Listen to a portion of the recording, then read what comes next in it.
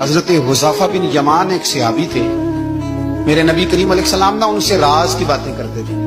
ہر بندے کا ہاضمہ ٹھیک نہیں ہوتا، سب سے راز کی بات نہیں کرنی چاہیے۔ حضرت حذیفہ بن یمان کہتے ہیں حضور راز کی باتیں بتاتے۔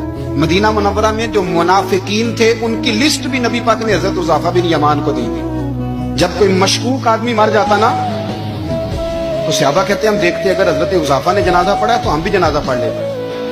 نبی پاک نے بھی کچھ جنازے نہیں پڑھے، ترمذی میں ہے، فرمایا عثمان سے جو بغض رکھے اس کا جنازہ نہیں پڑھیں گے۔ حضرت حذیفہ بن یمان اگر جنازہ پڑھتے تو لوگ پڑھتے، وہ نہ پڑھتے تو لوگ جنازہ نہ پڑھتے۔ حضرت حذیفہ بن یمان کہتے ہیں جناب عمر فاروق کی خلافت کے آخری ایام تھے، کچھ دنوں کے بعد وہ شہید ہو گئے۔ فرماتے آدھی رات کا وقت تھا، میں گھر میں سویا تھا بڑا بے فکر، اچانک میرے دروازے پہ دستک ہوئی، میں گھبرا کے اٹھا، اتنی رات کو کون آیا؟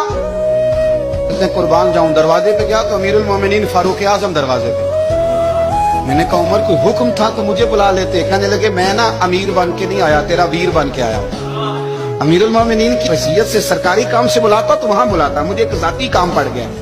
کہتے میں نے عمر کو گھر کی اندر بلا کے چارپائی پہ بٹھایا، میں نے کہا حضور میں غریب آدمی، میں کیا آپ کے کام آ سکتا ہوں؟ تو کہتے انہوں نے نا مجھے ساتھ بٹھا لیا، پھر میرا ہاتھ پکڑ لیا، کہنے لگے تو عمر کو جانتا ہے؟ عمر جھوٹ نہیں بولتا، تو جانتا ہے عمر وعدوں کا پکا ہے؟ کہا حضور جانتا ہوں، اس وقت آیا ہوں جب دیکھ بھی کوئی نہیں رہا۔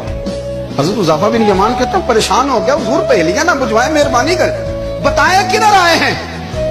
حضرت عمر فاروق فرمانے لگے 62 سال کا ہو گیا ہوں، 63 میں چل رہا ہے، داڑھی سفید ہو گئی ہے، بل پک گیا، اٹھ فریدہ سٹیا، داڑھی آ گئی دور، اگا نیڑے آ گئی، پیچھا رہ گئی دور، اب نہ اب قبر اشر کا معاملہ صاف نظر آنے لگا ہے۔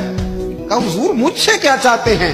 حضرت عمر رو پڑے، کہنے لگے آج میں عشاء کے بعد نکلا ہوں تو نبی پاک کے صحابہ مجھے نیک کہہ رہے تھے، پھر میں نے بچوں کی ماں سے اور بچوں سے بھی پوچھا ہے، وہ بھی مجھ سے راضی ہیں۔ اور حذیفہ تیرے ساتھ نبی پاک راز کی باتیں کرتے تھے، سچ بتا کہیں عمر کا نام منافقوں میں شامل تو نہیں؟ سچ بتا ان منافقین میں تو شامل نہیں، کہیں اوپر سے تو نہیں سارا کچھ؟ حضرت حذیفہ بن یمان کہتے ہیں میں باپ کے مرنے پہ اتنا نہیں رویا جتنا عمر کے سوال پہ رویا۔ میں قدموں میں بیٹھ گیا، میں نے کہا نہیں عمر یہ تو میں نے نہیں سنا، لیکن یہ میں نے نبی پاک سے ضرور سنا ہے کہ میرے بعد اگر کوئی نبی ہوتا تو عمر ابن خطاب ہوتا۔